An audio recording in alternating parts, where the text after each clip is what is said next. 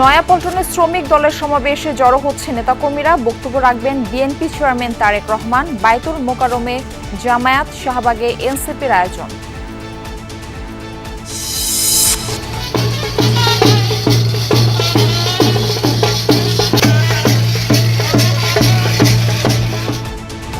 মে দিবসে বিভিন্ন স্থানে র্যালি সমাবেশ। কোনো মহলের প্ররোচনায় শ্রম অসন্তোষে না জানানোর আহ্বান রাষ্ট্রপতির। সরকার প্রতিশ্রুতি অনুসারে শ্রমিকদের কল্যাণে ঘোষিত কর্মপরিকল্পনার সবগুলোই ধাপে ধাপে বাস্তবায়ন করছেন। জুলাই থেকে শুরু হচ্ছে কয়েক ধাপে স্থানীয় সরকার নির্বাচন। জুনে বাজেট বরাদ্দের পর চূড়ান্ত সিদ্ধান্ত, স্বতন্ত্র প্রার্থী হতে বাধা নেই কারো। যেহেতু দলীয় প্রতীক নাই, ফলে দল কাউকে নমিনেশনও দিবে না, অতএব এটা তো ওপেন থাকবে, দরজা খোলা থাকবে, যে কেউ এখানে নির্বাচনে অংশগ্রহণ করতে পারে সাধারণ প্রতীকে। ভারী বৃষ্টি না হলেও ঢলের পানি ঢুকছে হাওড়ে, ভাসছে 40,000 হেক্টর জমির ফসল। ভোরে রাজধানীতে ঝুম বৃষ্টিতে জলাবদ্ধতা অনেক সড়ক।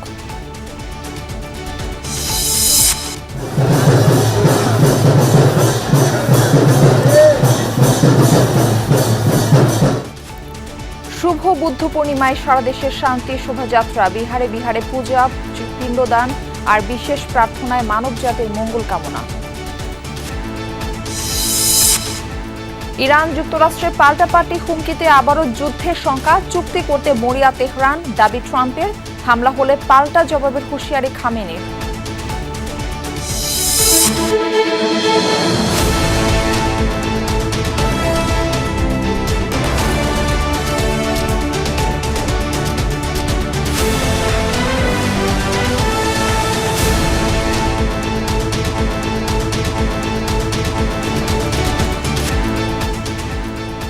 আমন্ত্রণ দুপুরে বাংলাদেশে, আপনাদের সঙ্গে থাকছে আমি মার্ফি রহমান। এতক্ষণ শিরোনাম দেখছিলেন। আজ শ্রমিকদের অধিকার আদায়ের দিন, মহান মে দিবস। দিনটি উপলক্ষে দেশের জেলায় জেলায় র্যালি সহ বিভিন্ন অনুষ্ঠানের আয়োজন করা হয়েছে। সকালে রংপুর ডিসি অফিস চত্বর থেকে শোভাযাত্রা বের করা হয়। এতে অংশ নেন সরকারি কর্মকর্তা, কর্মচারী সহ শ্রমিক সংগঠনের নেতাকর্মীরা। শোভাযাত্রাটি প্রধান প্রধান সড়ক প্রদক্ষিণ শেষে পাবলিক লাইব্রেরি মাঠে গিয়ে শেষ হয়। শ্রমিকদের অংশগ্রহণে কুমিল্লায়ও শোভাযাত্রা হয়েছে। শ্রমিকদের পাশাপাশি অংশ নেয় সিটি কর্পোরেশনের প্রশাসক, অতিরিক্ত জেলা প্রশাসক সহ প্রশাসনের ঊর্ধ্বতন কর্মকর্তারা।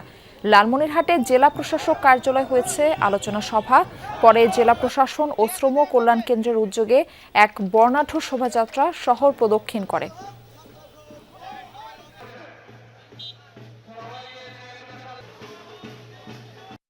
শ্রমের দাবিতে যে আমরা লড়াই করছিলাম, 8 ঘন্টা ঠিক আছে, কিন্তু ন্যায্য মজুরি নেই।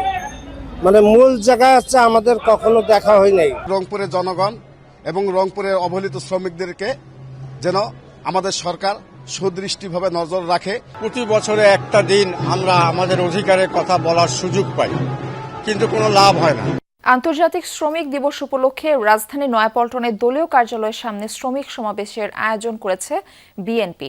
দুপুর 2:30টায় শুরু হতে যাওয়া এই সমাবেশে প্রধান অতিথি হিসেবে বক্তব্য দেবেন বিএনপি চেয়ারম্যান ও প্রধানমন্ত্রী তারেক রহমান। প্রধানমন্ত্রী হওয়ার পর ঢাকায় 1 মে উপলক্ষে শ্রমিক সমাবেশে এটি তার প্রথম বক্তব্য হবে। সকাল থেকে রাজধানী সহ আশেপাশের এলাকা থেকে খণ্ড খণ্ড মিছিল নিয়ে শ্রমিক দলের নেতাকর্মীরা সমাবেশে যোগ দেন।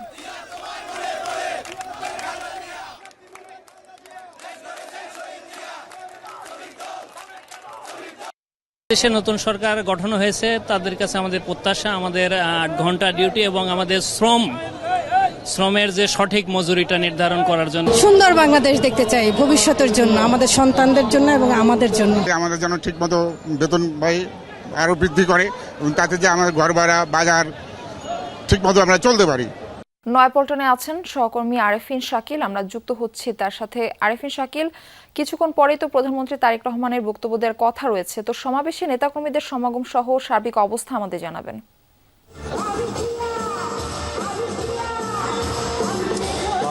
এখনো আনুষ্ঠানিক কার্যক্রম শুরু হয়নি, এখন অনুষ্ঠান চলছে। যদি আপনাকে ছবিতে দেখাতে চাই, এরই মধ্যে কিন্তু শ্রমিক দলের ঢল নেমেছে নয়াপল্টনে এবং নেতাকর্মীরা আসছেন এবং মূলত সকাল থেকে তারা আসছেন, যেহেতু সকালে তুমুল বৃষ্টি হয়েছিল আসলে এখানে, ফলে এখন বৃষ্টি হওয়ার পর পরিস্থিতি স্বাভাবিক হয়ে যাওয়ার পর আসলে নেতাকর্মীরা খণ্ড খণ্ড মিছিল নিয়ে তারা জড়ো হচ্ছেন।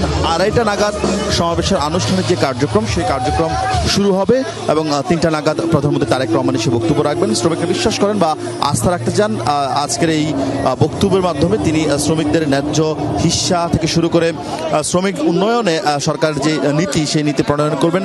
শ্রমিকরা দীর্ঘদিন ধরে যে দাবি করছেন শ্রমের ন্যায্য হিস্সা থেকে শুরু করে চাকরির নিশ্চয়তা সবকিছুই তাদের যে শ্রমিক নীতি হবে সেই শ্রমনীতিতে সেগুলো প্রাধান্য পাবে এবং কোথাও কোনো কলকারখানা যেগুলো বন্ধ রয়েছে সেগুলো খুলে দেওয়ার বিষয়ে সরকার কার্যকর ভূমিকা রাখবে, সেই রকম প্রত্যাশা তারা করছেন।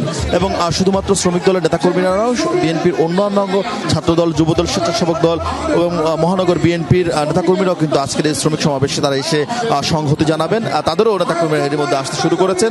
পুরো নয়াপল্টনে বিএনপির তরফ থেকে বলা হচ্ছে যে পুরো নয়াপল্টনে আজকে তিল ধারণের ঠাঁই হবে না এবং নেতাকর্মীরা তাদের যে উপচে পড়া ভিড় হবে এবং সেখানে দিক নির্দেশমূলক বক্তব্য দিবেন। সব মিলিয়ে 2:30টা নাগাদ মূলত প্রধানমন্ত্রী এই সমাবেশের আনুষ্ঠানিক কার্যক্রম শুরু হবে এবং 3টা নাগাদ প্রধানমন্ত্রী এসে বক্তব্য রাখবেন। এই সন্দেশের খবর আপনাদের জানাবো।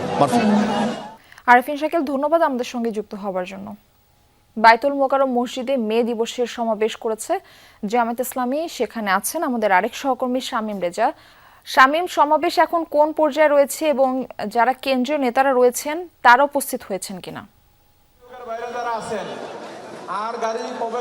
হ্যাঁ মারফি, সমাবেশের আনুষ্ঠানিক কার্যক্রম আসলে এখনো সেই অর্থে শুরু হয়নি, যেহেতু সমাবেশের নির্ধারিত সময় আসলে 3টায় করা হয়েছে। তবে ইতিমধ্যে আসলে নামাজ শেষে, জুমার নামাজ শেষে নেতাকর্মীরা সমাবেশ স্থলে আসতে শুরু করেছেন। নিশ্চয়ই দেখতেই পাচ্ছেন যে ইতিমধ্যে নেতাকর্মীরা আসতে শুরু করেছেন বাইতুল মোকাররমের এই দক্ষিণ গেটে। সবকিছু মিলিয়ে তাদের যে আয়োজন, সেই আয়োজন আসলে বলাই যায় যে মাত্র শুরু হচ্ছে এবং মে দিবস উপলক্ষে শ্রমিক দিবসের যে আয়োজন, এই আয়োজন আসলে জামাতে ইসলামীর যে অঙ্গ সংগঠন বাংলাদেশ শ্রমিক কল্যাণ ফেডারেশন তারাই আসলে সমাবেশের আয়োজন করেছে, যেখানে প্রধান অতিথি হিসাবে আসলে উপস্থিত থাকবেন জামাত আমির এবং বিরোধী দলীয় নেতা ডাক্তার শফিকুর রহমান। তিনি হয়তো 3টা নাগাদ বা 3টার কিছু আগেই হয়তো সমাবেশ স্থলে আসবেন, এমনটাই আমরা জানতে পেরেছি। এবং ইতিমধ্যে আসলে 0 পয়েন্ট থেকে শুরু করে মঞ্চ পর্যন্ত আসলে তাদের নেতাকর্মীরা আসতে শুরু করছেন, অবস্থান নিচ্ছেন বিভিন্ন পয়েন্টে। এবং ইতিমধ্যে আমরা যতদূর জানতে পেরেছি যে 0 পয়েন্ট থেকে এই সড়কের গাড়ি চলাচলটা ঘণ্টাখানেকের জন্য বন্ধ করে দিবেন, এমনটাই আমরা জানতে পেরেছি। ট্রাফিক কন্ট্রোল আসলে যাতে এই সমাবেশকে কেন্দ্র করে কোনো ধরনের ভোগান্তিতে নগরবাসীকে পড়তে না হয় এবং জামাতে ইসলামী এবং তাদের অঙ্গ সংগঠনের যেসব নেতাকর্মীরা আছেন তারাও আসলে চেষ্টা করছে কোনো ধরনের জনভোগান্তি যাতে না হয়, তারাও আসলে ট্রাফিক নিয়ন্ত্রণের চেষ্টা করছেন। সবকিছু মিলিয়ে আসলে বেশ গোছালোভাবেই তারা তাদের সমাবেশ করার চেষ্টা করছেন। একটু যদি জানি আসলে এই সমাবেশের মধ্য দিয়ে তারা আসলে বেশ কিছু দাবি নিয়েই আসলে এই সমাবেশ তারা আয়োজন করেছেন, যেখানে তারা আসলে বলছেন যে পরিবহন সেক্টরে যে চাঁদাবাজি, সেই চাঁদাবাজি বন্ধ করতে হবে এবং সেই চাঁদাবাজি বন্ধে বিরোধী দলের সহযোগিতা লাগলেও তারা করবেন, এমনটাই বলছেন। এছাড়া আসলে ন্যায় ও ইনসাফের ভিত্তিতে দেশের শ্রম নীতিকে জানার দাবি করছেন তারা। একই সাথে গার্মেন্টস শ্রমিকদের ন্যূনতম মজুরি তারা আসলে 25,000 নির্ধারণ করার দাবি জানিয়েছেন। এছাড়া বন্ধকৃত যেসব সার কারখানা বন্ধ হয়ে গেছে সেগুলোও চালু করছেন। একই সাথে বিভিন্ন জায়গায় কলকারখানা বন্ধ হয়ে যেসব শ্রমিকরা তাদের কর্মসংস্থান হারিয়েছেন সেই সব কলকারখানাগুলো আসলে দ্রুতই আবার চালু করে সেই সব আহ্বান তাদের, দাবি তাদের। একই সাথে সবকিছু মিলিয়ে তারা যেটা বলছিলেন যে তারা আজও এখানে গণভোটে প্রতিফলন, যেটা জনরায় ছিল গণভোটের, সেই গণভোটটাকেও তারা এখানে প্রায়োরিটি দিচ্ছেন। তারা বলছেন যে গণভোটের যে গণরায়, সেই গণরায়ও আসলে তারা এই সমাবেশের মধ্য দিয়ে বাস্তবায়নের দাবি জানাচ্ছেন। মারফি। শামীম, ধন্যবাদ যুক্ত হবার জন্য। বর্তমান সরকারের প্রতিশ্রুতি অনুযায়ী শ্রমিকদের কল্যাণে ঘোষিত কর্মপরিকল্পনা ধাপে ধাপে বাস্তবায়ন করছে বলে জানিয়েছেন রাষ্ট্রপতি মোহাম্মদ শাহাবুদ্দিন। সকালে রাজধানীর চীন মৈত্রী সম্মেলন কেন্দ্রে মে দিবসের আলোচনা সভায় এই কথা বলেন তিনি। দায়িত্ব গ্রহণের 2 মাসের মধ্যে সরকার বন্ধ কলকারখানা চালুর উদ্যোগ নিয়েছে উল্লেখ করে রাষ্ট্রপতি জানান, আগামী 6 মাসে 6টি পাটকল চালু করবে সরকার। বলেন, শহীদ রাষ্ট্রপতি জিয়াউর রহমান এবং বেগম খালেদা জিয়ার ধারাবাহিকতায় বর্তমান সরকারও শ্রমজীবী মানুষের কল্যাণে কাজ করেছে। রাজধানীর চীনমৈত্রী সম্মেলন কেন্দ্রে শ্রম ও কর্মসংস্থান মন্ত্রণালয় আয়োজিত মে দিবসের আলোচনা সভায় যোগ দেন রাষ্ট্রপতি মোহাম্মদ শাহাবুদ্দিন। শুরুতেই মিরপুরের রূপনগরে কেমিক্যাল গোডাউনে অগ্নি দুর্ঘটনায় নিহত 13 শ্রমিক পরিবারকে আর্থিক সহায়তা দেয়া হয়। মৌসুমী খাতুনের পক্ষে 2 লক্ষ টাকা। এ সময় বক্তব্য রাখেন শ্রমমন্ত্রী আরিফুল হক চৌধুরী, প্রধানমন্ত্রীর রাজনৈতিক উপদেষ্টা নজরুল ইসলাম খান, মাহাদি আমিন সহ বক্তারা। বলেন, শ্রমজীবী মানুষের কল্যাণে কাজ করছে সরকার। বর্তমান সরকার শ্রমজীবী মানুষের পাশে থাকার সরকার। আমরা বিশ্বাস করি শ্রম খাতে শান্তি ও স্থিতিশীলতা থাকলে শিল্প উন্নয়ন ত্বরান্বিত হয় এবং দেশের অর্থনীতি শক্তিশালী হয়। আমাদেরকে বিভ্রান্ত করে যেন এই দেশের স্বাধীনতা বা সার্বভৌমত্বের বিরুদ্ধে কেউ কোনো পরিস্থিতি সৃষ্টি করতে না পারে, আমাদের খেয়াল রাখতে হবে। রাষ্ট্রপতি তার বক্তব্যে শ্রমিকদের কল্যাণে শহীদ রাষ্ট্রপতি জিয়াউর রহমান এবং বেগম খালেদা জিয়ার অবদান তুলে ধরেন। বলেন, সেই ধারাবাহিকতায় শ্রমজীবী মানুষের কল্যাণে কর্ম পরিকল্পনা করছে সরকার। শ্রমিকরাই হলো দেশের উন্নয়নের মূল কারিগর। দেশের শিল্প কলকারখানা, কৃষি, পরিবহন, গৃহকর্ম, নির্মাণ সহ প্রতিটি খাতে তাদের নিরলস পরিশ্রম আমাদের সমাজ, অর্থনীতি, সভ্যতা ও উন্নয়নকে বেগবান ও সমৃদ্ধ করছে। আজ যে রেমিটেন্স বাংলাদেশের অর্থনীতির প্রাণশক্তি, তার ভিত্তি স্থাপন করেছিলেন শহীদ প্রেসিডেন্ট জিয়াউর রহমান। পরবর্তীতে সাবেক প্রধানমন্ত্রী দেশনেত্রী বেগম খালেদা জিয়া সেই ধারা সমুন্নত রেখে শ্রমিকদের একাধিক সমাবেশে শ্রমিক সমাজের সঙ্গে একত্রতা ঘোষণা করেন। রাষ্ট্রপতি বলেন, শ্রমিকদের অধিকার আরও সুসংহত করতে আইএলওর 39টি কনভেনশন ও একটি প্রোটোকলে অনুস্বাক্ষর করেছে বাংলাদেশ। জানান, 2 মাসের মধ্যে সরকার বন্ধ কলকারখানা চালুর উদ্যোগ নিয়েছে। আগামী 6 মাসে চালু হবে 6টি পাটকল। দায়িত্ব গ্রহণের মাত্র 2 মাসের মধ্যে সরকারি মালিকানাধীন বন্ধ চিনি কল, রেশম, পাট ও শিল্প কলকারখানা চালু করে কর্মসংস্থান বৃদ্ধির উদ্যোগ নেওয়া হয়েছে। চলতি বছরের 6 মাসের মধ্যে পর্যায়ক্রমে 6টি পাটকল চালু করার চিন্তাভাবনা রয়েছে।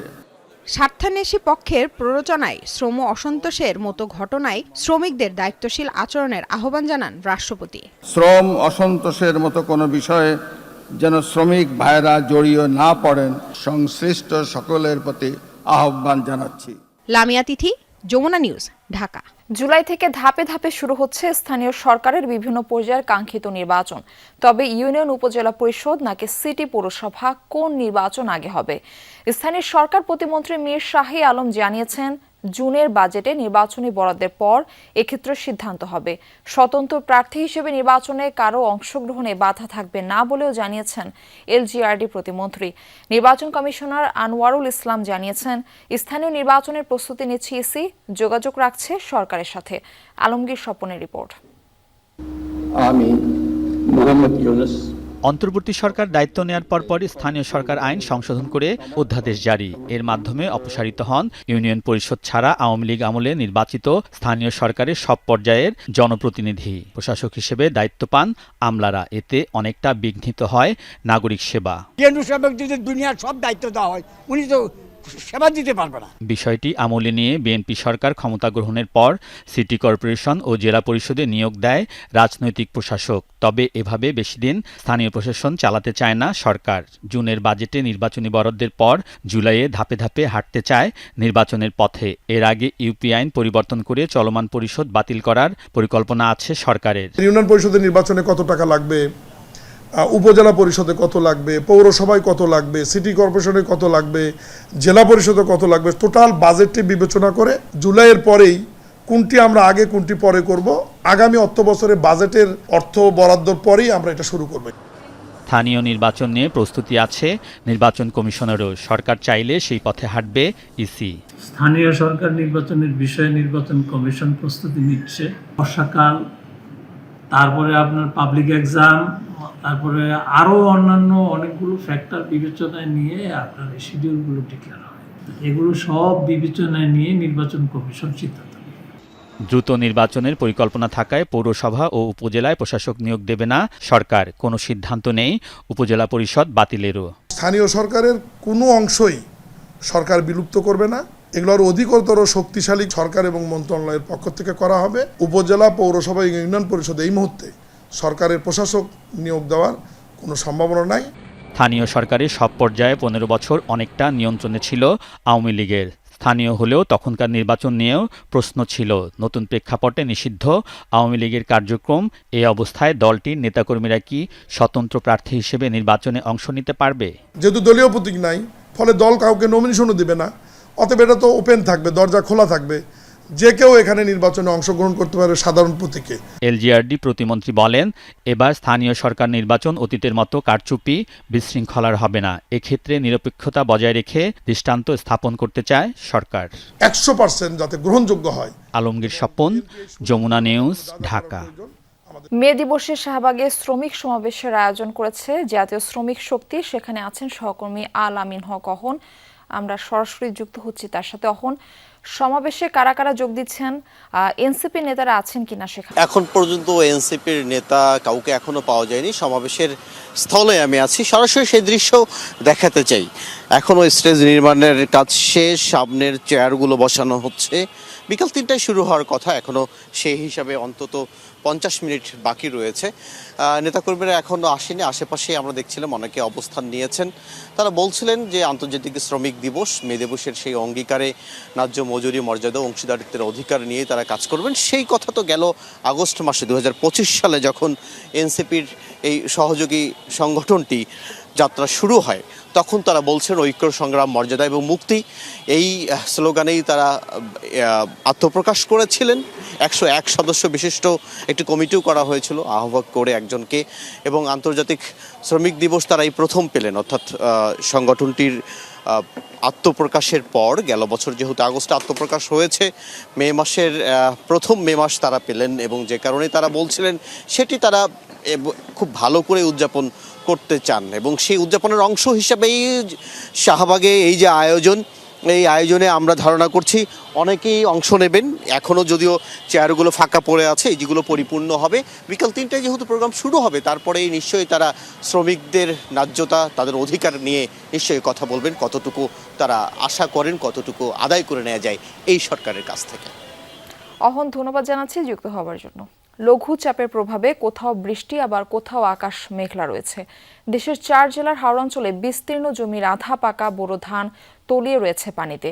ভারী বৃষ্টি না হওয়ায় নতুন করে কোনো এলাকা প্লাবিত হয়নি বলে জানিয়েছে স্থানীয় পানি উন্নয়ন বোর্ড। কৃষি বিভাগের প্রাথমিক হিসাবে সুনামগঞ্জে 13,000 হেক্টর জমির বোরো ধান পানিতে নিমজ্জিত রয়েছে। নেত্রকোনায় বিভিন্ন হাওরে পানিতে তলিয়ে আছে 15,000 হেক্টর জমির ফসল। কিশোরগঞ্জে ক্ষতিগ্রস্ত 6,700 হেক্টর জমির বোরো ধান। হবিগঞ্জে প্লাবনে পুরোপুরি তলিয়েছে 5,600 হেক্টর জমির বোরো ধান। আংশিকভাবে ডুবে আছে 5,500 হেক্টরেরও বেশি জমির ফসল। বাধ্য হয়ে আধা পাকা ধান কাটছেন অনেক চাষিরা। তবে বৈরী আবহাওয়ায় ফলন শুকানো নিয়ে বিপাকে তারা। এলাকায় ধান সব পাকা হয়েছে, কিন্তু শ্রমিকের অভাবে ধান কাটা যাইতেছে না। দেখুন যে এলাকায় যে ধান পাচ্ছে, যে মেশিনও ধান কাটতে পারতেছে না। জমি জামা সব লই গেছে, এখন যা পারে তুলে নিতেছি। আর এখানে যে বেশি যেরো যেটা 8-10 কেজি তা না কোনো সম্ভবই না। এখন যা পারি নিতেছি, তো আর সম্ভব না, বন্ধ করতে নেওয়া সম্ভব না। হামলা পাই না, নিজে নিজে নেওয়ার লাগতেছে। এ বিষয়ে বিস্তারিত জানাতে সুনামগঞ্জ থেকে আমাদের সঙ্গে যুক্ত হচ্ছেন সহকর্মী সোহানুর রহমান সোহান। সোহান, সুনামগঞ্জ হাওরের বর্তমান অবস্থা কি? নতুন করে আর বৃষ্টি হয়েছে কিনা, সার্বিক পরিস্থিতি আমাদের জানাবেন। গতকাল সকাল থেকে দুপুর পর্যন্ত কোনো বৃষ্টিপাত হয়নি। দুপুর থেকে সন্ধ্যা পর্যন্ত রোদের দেখা পেয়েছিল সুনামগঞ্জের মানুষ।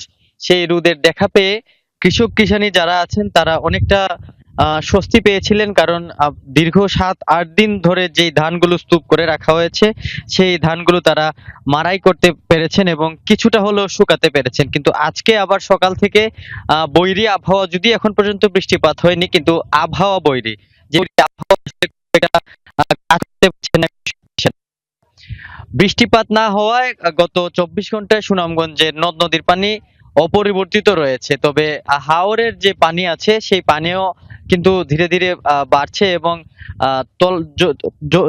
জলের তলে যে ধান চলে যাওয়ার যে ব্যাপারটা এটাও কিন্তু বাড়ছে, কারণ তীব্র শ্রমিক সংকট যেটা আছে সেটা আপনারা এখন যেটি, এটি ধান হলেও এটি একটি কৃষকের স্বপ্ন পড়ে আছে পানির নিচে। এভাবেই পানির নিচে প্রায় 13,000 হেক্টর জমি সুনামগঞ্জ কৃষি অফিসের তথ্য মতে পানির নিচে জলমগ্ন অবস্থায় আছে। কৃষক কাটতে পারছেন না, কাটার পরেও সেগুলো মাড়াই করতে পারছেন না। কৃষকদের জন্য একটি সুখবর আছে, সেটি হচ্ছে জেলা প্রশাসনের পক্ষ থেকে ঘোষণা দেওয়া হয়েছে, যদি বৈরী আবহাওয়ায় কৃষকরা তাদের ধান শুকাতে না পারেন সেক্ষেত্রে যেই সরকারি স্থাপনায় ধান শুকানোর সুযোগ আছে কিংবা ধান মাড়াই করার সুযোগ আছে সকল সরকারি দপ্তরকে সেই নির্দেশনা জেলা প্রশাসকের পক্ষ থেকে দেওয়া হয়েছে, যেন তারা সরকারি স্থাপনা ব্যবহার করে হলেও এই বৈরী মৌসুমে, বৃষ্টিপাতের মৌসুমে তারা যেন ধান শুকান। পাশাপাশি কৃষকদেরকে খোলায় ধান না রাখতে উৎসাহিত করা হয়েছে, কারণ আগাম বন্যার একটা শঙ্কা রয়েছে। ধান না রাখতে উৎসাহিত করা হয়েছে কারণ আগাম বন্যার একটা শঙ্কা রয়েছে। সোহান, ধন্যবাদ যুক্ত হবার জন্য। ভোরের আলো ফুটে ওঠার আগেই রাজধানীতে শুরু হয় ঝুম বৃষ্টি। এমন বৃষ্টি স্বস্তি দিলেও সকালে বাইরে বের হওয়া মানুষের জন্য ভোগান্তির কারণ হয়ে দাঁড়ায়। রাজধানীর অনেক প্রধান সড়ক, অলিগলি ও নিম্নাঞ্চলে পানি জমে জলাবদ্ধতা সৃষ্টি করে, বিশেষ করে এলিফ্যান্ট রোড। ফলে সড়কে যান চলাচল ধীর হয়ে পড়ে। এতে সাধারণ যাত্রীরা দুর্ভোগে পড়েন, যার ফলে দিনের শুরুতেই নগর জুড়ে স্বাভাবিক চলাচল ব্যাহত হয়। এদিকে আবহাওয়া অফিস জানিয়েছে, মৌসুমী বায়ুর প্রভাবে বৃষ্টি আরও কয়েকদিন অব্যাহত থাকতে পারে।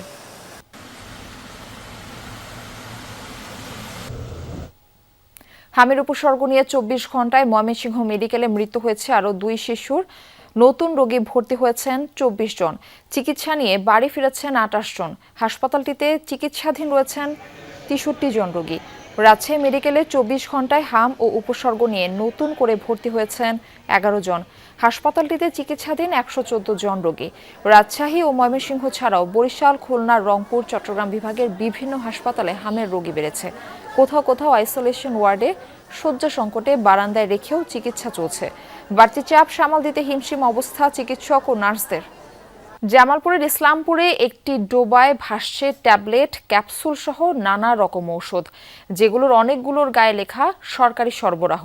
গতকাল থেকে উপজেলার ধনতলা কমিউনিটি ক্লিনিকের পাশের একটি ডোবায় এসব ঔষধ ভাসতে দেখা যায়।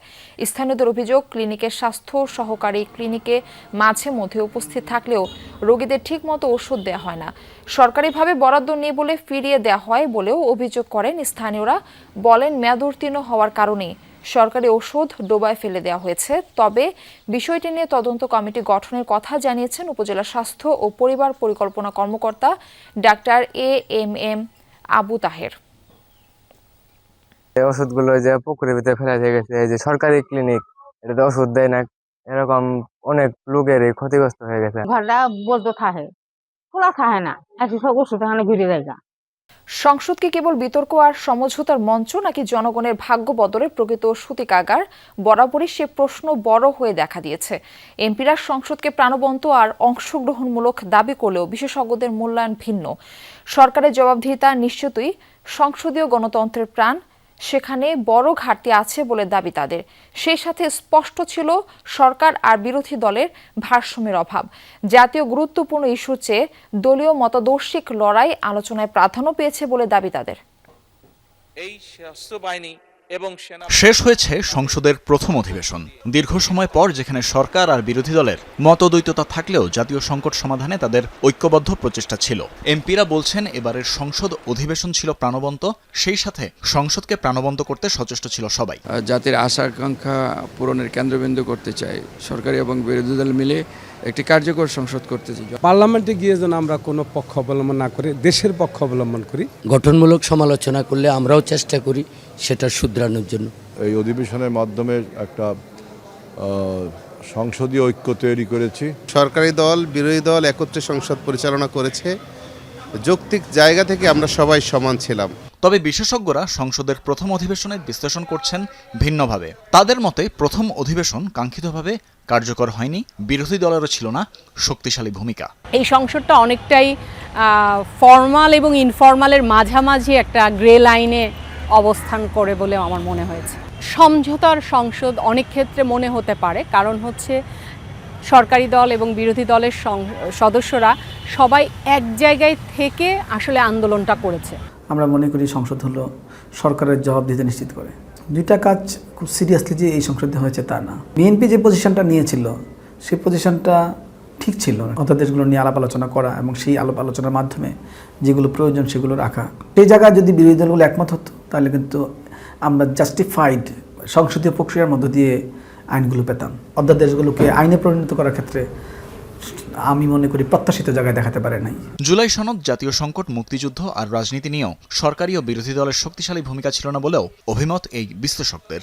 অন্যান্য আলোচনাগুলো বেশি প্রাধান্য পেয়েছে। আমেরিকার সাথে যে চুক্তি হলো, সেই বাণিজ্য চুক্তিগুলো, সেগুলো নিয়েও খুব বেশি আলোচনা আমরা দেখতে পেলাম না। বিদ্যুৎ, জ্বালানি এবং অন্যান্য যে দ্রব্যমূল্যের বৃদ্ধি, এই জায়গাগুলোতে মনে হয়েছে গুরুত্বটা কম পড়েছে আলোচনায়। জুলাই সনদ এবং মুক্তিযুদ্ধ নিয়েই বেশি বিতর্কটা হয়েছে।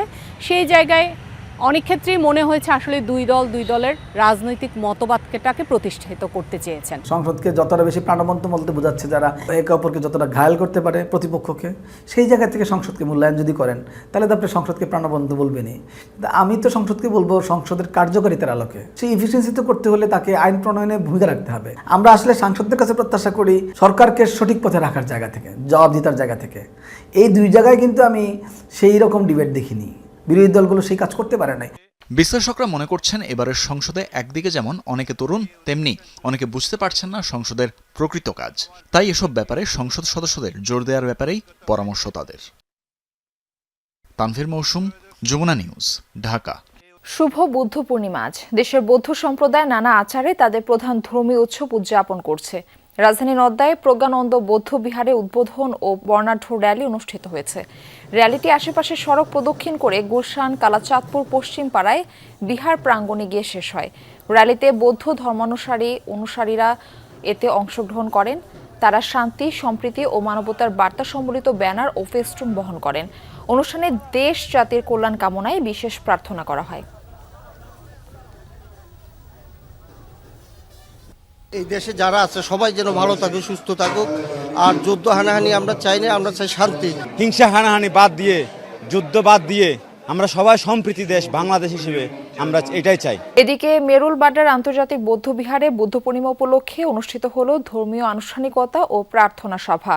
শান্তি ও মানবতার বার্তা দিয়ে বৌদ্ধ ভিক্ষু ও ভক্তরা দিনটি উদযাপন করছেন গভীর ভক্তি ভরে।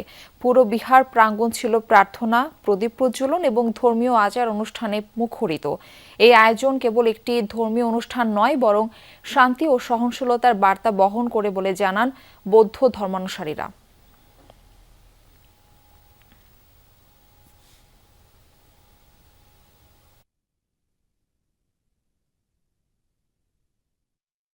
মহাপুরুষদের জীবন দর্শন কি প্রচার করে গেছেন, কোন বাণী প্রচার করে গেছেন, সেটা পঠনের মাধ্যমে ধারণ করে যদি নিজ জীবনে যদি অনুশীলন করে তখন সেই নিজে সুন্দর, সুখী, শান্তি পাবে।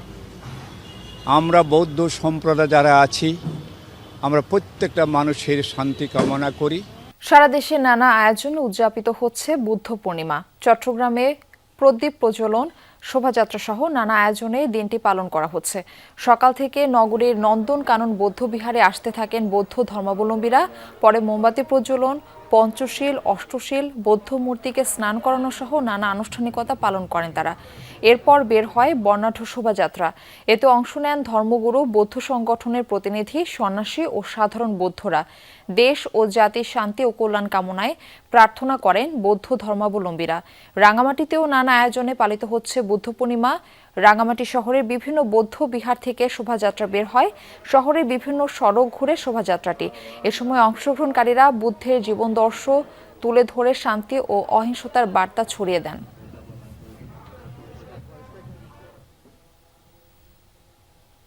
বুদ্ধ পূর্ণিমা হচ্ছে যে আমাদের শান্তির বার্তা। তো আমরা চাইবো যে সকলে যাতে এই সুস্থ সফলভাবে জীবনযাপন করতে পারে। পৃথিবীর সর্বত্র শান্তি বিরাজ করুক এই কামনা করি। জগতের সকল প্রাণী সুখী হোক, এই মূল মন্ত্র হচ্ছে আমাদের বৌদ্ধ ধর্মের মূল মন্ত্র। আন্তর্জাতিক শ্রমিক দিবস উপলক্ষে রাজধানী নয়াপল্টনে শ্রমিক সমাবেশের আয়োজন করেছে বিএনপি। বিএনপির কেন্দ্রীয় কার্যালয়ের সামনে আছেন আমাদের সহকর্মী আরিফুর রহমান সবুজ। আমরা তার কাছে যাচ্ছি। সবুজ, সমাবেশের প্রস্তুতি কেমন দেখছেন? নেতারা আসতে শুরু করেছেন কিনা? মারফি, নেতারা মূলত আরও ঘন্টা দেড়েক আগে থেকে এই যে নয়াপল্টন যেখানে সমাবেশস্থল, সেই সমাবেশস্থলে আসা শুরু করেছেন এবং এরই মধ্যে নেতাকর্মীদের মূলত এখানে নয়াপল্টনে যেখানে সমাবেশের যে স্টেজ, সেই স্টেজ ছাড়িয়ে কাকরাইল পর্যন্ত নেতাকর্মীদের যে উপস্থিতি সেটি লক্ষ্য করছি। এক পাশে কাকরাইল পর্যন্ত এবং অন্য পাশে, অর্থাৎ যেহেতু রাস্তার উপরে বিএনপির যে নয়াপল্টন কার্যালয় রয়েছে সেই কার্যালয়ের সামনেই স্টেজ করা হয়েছে, অন্য পাশে মূলত ফকিরাপুল পর্যন্ত নেতাকর্মীদের অবস্থান আপনি এবং নিশ্চয়ই দেখতে পাচ্ছেন। শত শত মানুষ এবং মে দিবসের যে প্রতীক, সেই প্রতীক মুষ্টিবদ্ধ হাত, লাল ব্যানার, সেই ব্যানার নিয়ে অনেকেই লাল টুপি, লাল গেঞ্জি, নানা রঙে ঢঙে মূলত এই সমাবেশ স্থলে উপস্থিত হয়েছেন। এবং আজকে যেহেতু বিএনপি সরকার ক্ষমতায় বসার পর, অর্থাৎ ক্ষমতা গ্রহণের 2 মাস এবং 2 মাসের মধ্যে প্রথম ঢাকার মধ্যে কোনো সমাবেশ অনুষ্ঠিত হচ্ছে এবং এই সমাবেশে প্রধানমন্ত্রী উপস্থিত থাকবেন, সেহেতু নেতাকর্মীরা অর্থাৎ শ্রমিকরা তো আছেনই, তার পাশাপাশি স্থানীয় যে নেতাকর্মীরা রয়েছেন, আশেপাশের ঢাকার আশেপাশের যে জেলা ইউনিটগুলো রয়েছে সেই জেলা ইউনিটের নেতাকর্মীরাও আসলে উপস্থিত হয়েছেন এবং শ্রমিকদের আসলে এই সরকারের প্রতি প্রত্যাশার জায়গাটা অনেক বেশি। কারণ তার আগে বিএনপি সরকার যখন ক্ষমতা গ্রহণ করে তার আগে 1.5 বছরে শ্রমিকদের মধ্যে এক ধরনের অস্থিরতা বিরাজ করছিল, অসন্তোষ বিরাজ করছিল, অনেকগুলো শিল্প কলকারখানা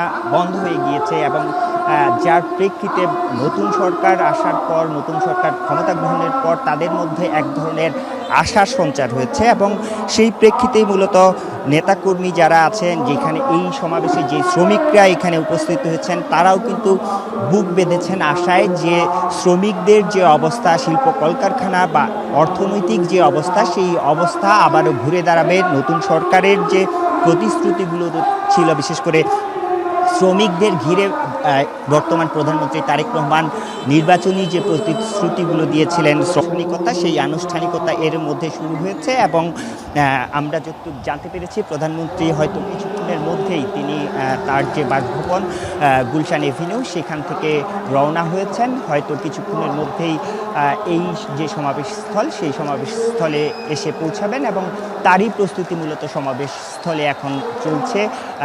এরপরে অর্থাৎ স্থানীয় যে এখানকার যে নেতারা, কেন্দ্রীয় যে শ্রমিক দলের নেতারা, শ্রমিক দলের পক্ষ থেকে মূলত এই সমাবেশটি আয়োজন করা হচ্ছে, সেই আয়োজনটি চলছে। হয়তো অল্প কিছুক্ষণের মধ্যে প্রধানমন্ত্রী আসলে আনুষ্ঠানিকভাবে এই সমাবেশের যে আনুষ্ঠানিকতা সেটি শুরু হবে এবং শ্রমিকরাও কিন্তু বেশ উৎসাহ উদ্দীপনা নিয়ে অপেক্ষা করছেন প্রধানমন্ত্রীর মুখ থেকে শ্রমিক বান্ধব কোনো কিছু প্রতিশ্রুতি প্রধানমন্ত্রী দেবেন এমন প্রত্যাশায় তারা কিন্তু এখানে অপেক্ষা করছেন। মারফি। সবুজ, ধন্যবাদ যুক্ত হবার জন্য। রাজধানীর বাড়িধারায় ডিমাজেল্ট গির্জায় ঘটেছে ডাকাতির ঘটনা।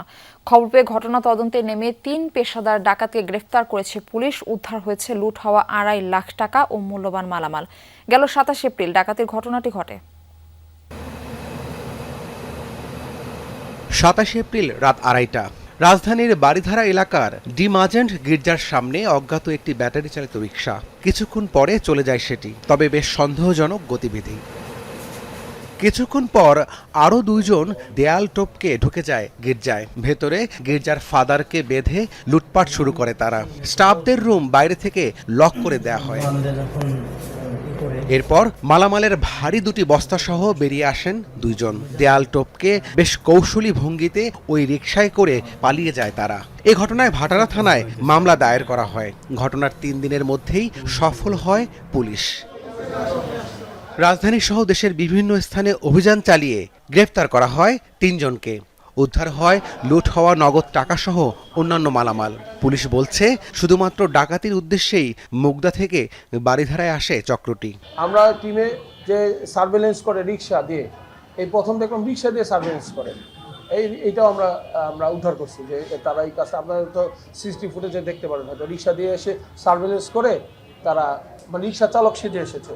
তো এটা কিন্তু একটা এইভাবে কিন্তু জিনিসগুলো হচ্ছে, আমাদের আস্তে আস্তে বের হচ্ছে জিনিসগুলো, নতুন নতুন টেকনিক তারা আবিষ্কার করছে। তো এইগুলো আমরা আলহামদুলিল্লাহ আমাদের তৎপরতায় আমরা পুরোটাই উদ্ঘাটন করতে সক্ষম হয়েছে। পুলিশ আরও জানায়, গ্রেপ্তার সকলেই পেশাদার ডাকাত চক্রের সদস্য। বিভিন্ন থানায় তাদের বিরুদ্ধে একাধিক মামলা রয়েছে। একজন বাইরে ছিল আর দুইজন ভিতরে ঢুকে ফাদারকে বেঁধে এবং বন্ধ করে দিয়ে তারা এই কাজটা করেছে। আবুল হোসেন রতন, তার নামে 8টার মতো মামলা রয়েছে। এছাড়া মিজান, তার নামে এর আগেও একটি দস্যুতার মামলা রয়েছে। তারা সবাই অভ্যাসগতভাবেই বিভিন্ন সারা দেশেই তারা এই ধরনের ক্রাইমগুলো করে ফেলে। ডাকাত দলটির সাথে আর কেউ যুক্ত আছে কিনা সেটিও খতিয়ে দেখছে আইন শৃঙ্খলা বাহিনী। তাদের আরো কোনো ইনসিডেন্ট করেছে কিনা, যমুনা নিউজ, আরো কোনো মামলা আছে কিনা, এগুলো আমরা। আন্তর্জাতিক সংবাদ। পাল্টাপাল্টি হুমকিতে আবারও মুখোমুখি যুক্তরাষ্ট্র ইরান, প্রয়োজনে আবারও যুদ্ধ বাঁধতে পারে তেহরানের সাথে, এমন মন্তব্য করেছেন মার্কিন প্রেসিডেন্ট ডোনাল্ড ট্রাম্প। দাবি, ওয়াশিংটনের সাথে চুক্তি করতে মরিয়া তেহরান। এদিকে হামলা হলে কড়া জবাব দেওয়ার পাল্টা হুঁশিয়ারি দিয়েছেন ইরানের সর্বোচ্চ ধর্মীয় নেতা মুস্তফা খামেনি। উত্তেজনার মধ্যেই যুদ্ধ জাহাজে নতুন করে রসদ তুলছেন মার্কিন সেন্ট্রাল কমান্ড। ইরান ঘিরে টহল দিচ্ছে মার্কিন বাহিনী। যুদ্ধবিরতি চললেও জারি রয়েছে নৌ অবরোধ। 200-রও বেশি যুদ্ধবিমান আর 25টিরও বেশি যুদ্ধজাহাজ নিয়ে সদা তৎপর সেন্টকম। এরই মধ্যে নতুন করে জ্বালানি, খাবার ও গোলাবারুদের রসদ তুলছে যুক্তরাষ্ট্র।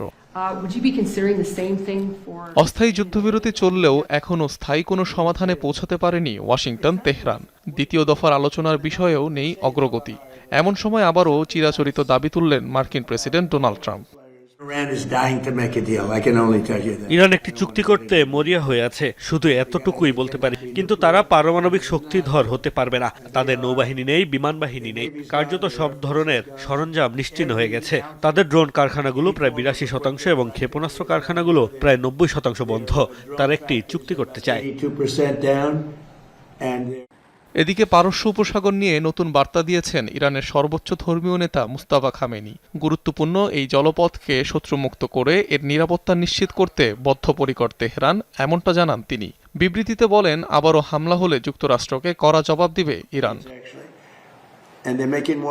এর আগে ইরানের সঙ্গে আবারও যুদ্ধ শুরুর প্রয়োজন হতে পারে বলে মন্তব্য করেন মার্কিন প্রেসিডেন্ট ডোনাল্ড ট্রাম্প।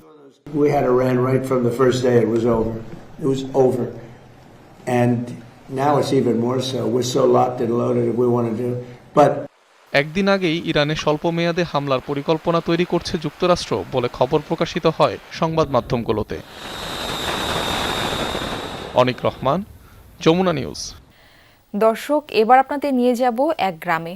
ছবির মতো সুন্দর সেই প্রকৃতিতে গ্রামবাসীর ঘুম ভাঙে পাখির কলতানে। পাশ দিয়ে বয়ে চলা নদী তার বহমান ছন্দ উপহার দিয়েছে এই জনপদকে। এখানকার মানুষের সাথে তাল মিলিয়ে চলে গ্রামীণ জীবন। জামালপুরের দেওয়ানগঞ্জের সেই গ্রাম ঘুরে নাহিদ হোসেনের তোলা ছবিতে বাকিটা জানাচ্ছেন সহকর্মী তাজনুর ইসলাম।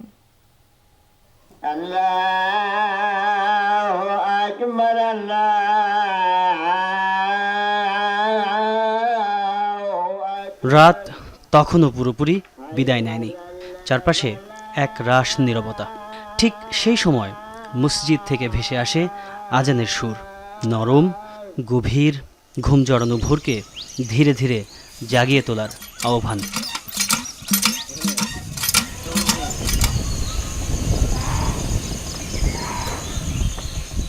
পাখিরা ডেকে ওঠে একে একে, আর কুয়াশার চাদর সরিয়ে নীরবে জেগে ওঠে জিঞ্জিরাম নদী। স্থির জল তার, কিন্তু তার ভেতরেই লুকিয়ে আছে নতুন দিনের স্পন্দন। আলো ধীরে ধীরে বাড়ে। আকাশে শুরু হয় রোদ আর মেঘের লুকোচুরি। নদীর বুকে পড়ে সূর্যের প্রথম আলো। সেই আলোয় ভেসে ওঠে একটি সকাল। গ্রামের ভেতরে ঢুকতেই বদলে যায় নীরবতা। শুরু হয় মানুষের চলাফেরা, দিন শুরুর প্রস্তুতি। চুলায় রান্না চড়িয়ে শুরু হয় গৃহিণীর ব্যস্ততা। ঠিক পাশেই অপেক্ষারত তার প্রিয়তম সন্তান। জীবন আর কাজ এখানে সমার্থক, যেন কর্মই তাদের জীবনী শক্তি। ঘরে বাইরে প্রতিটি কাজে পুরুষ আর নারী এখানে একে অপরের পরিপূরক। সকালে উঠছি, সকালে উঠে হেরা জুম্বাই গেছি, জুম্বাই থেকে আইসা এই ভুট্টা নাড়াচাড়া করতে আসছি। খাওয়া দাওয়া করে হেরা গরু নিয়ে যাম গা, গরু ওই ভারতে গরু নিয়ে যাম আটটা দিয়ে। ওই সারার দিন খিলামু, আসরা আবার নিব তখন বাচ্চা নিয়ে আসবো। বাবাকে গাছে তুলে দিছি, সমুদ্র তুলে পারতেছে, আমরা খুঁজতেছি এটা বিক্রি করব।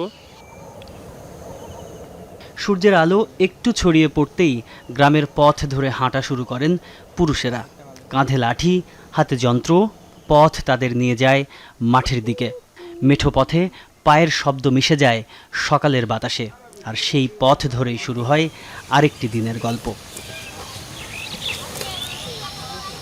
সবুজের ভেতর দাঁড়িয়ে মানুষ, কেউ ঝুঁকে কাজ করছেন, কেউ মাটি ছুঁয়ে আছেন হাত দিয়ে। মনে হয় এই মাটি আর মানুষের মধ্যে যেন কোনো দূরত্ব নেই।